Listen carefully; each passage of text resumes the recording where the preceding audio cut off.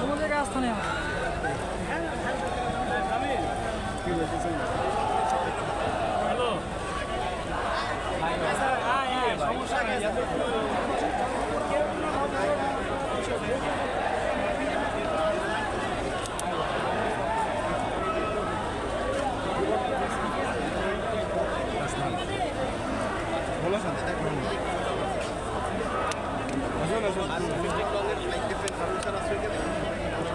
ছাত্ররা খুবই শান্ত, খুবই ভালো, কিন্তু তাদের যে মনের ক্ষোভ, যে কষ্ট, এটা কিন্তু একদিনে যাবে না।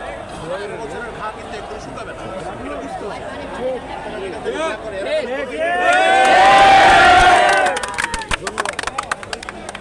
আমরা কিন্তু শান্তিপূর্ণ অবস্থান করতেছি, আমরা কোনো ভাঙাচুর মারামারি আগুন লাগানো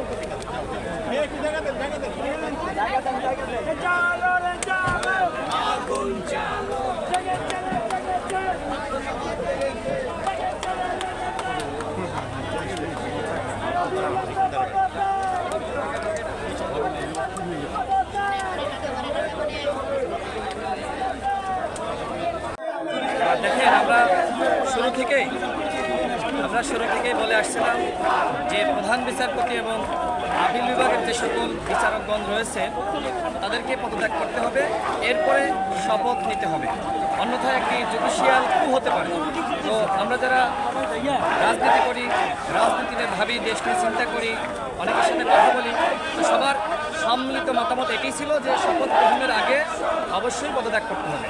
এবং এখন যিনি বর্তমানে রাষ্ট্রপতি রয়েছেন, এত বড় একটি বিপ্লবের পরে যেহেতু তিনি আওয়ামী সরকারের নিয়োজিত এবং তিনি আমরা দেখেছি যে তিনি বিভিন্ন সময় সরকারের পক্ষে বক্তব্য দিয়েছে,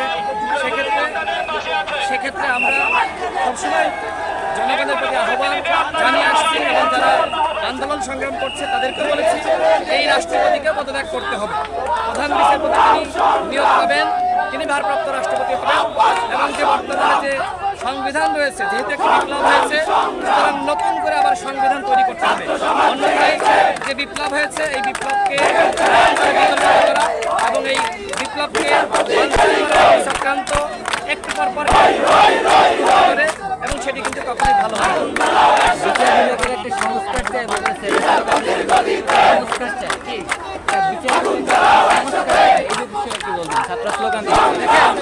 বিচার বিভাগের তো সংস্কার হইতে হবে, কারণ এই আন্দোলনটা কেন হয়েছে? এই 15 বছর ধরে আওয়ামী লীগ বিচার বিভাগকে দলীয়করণ করেছে। স্পষ্টভাবে আমরা সকলেই জানি বিচারকগণ সবসময় আওয়ামী লীগের সেই জায়গায় অবশ্যই এই বিচার বিভাগের সংস্কার হতে হবে এবং প্রতিটা সরকারি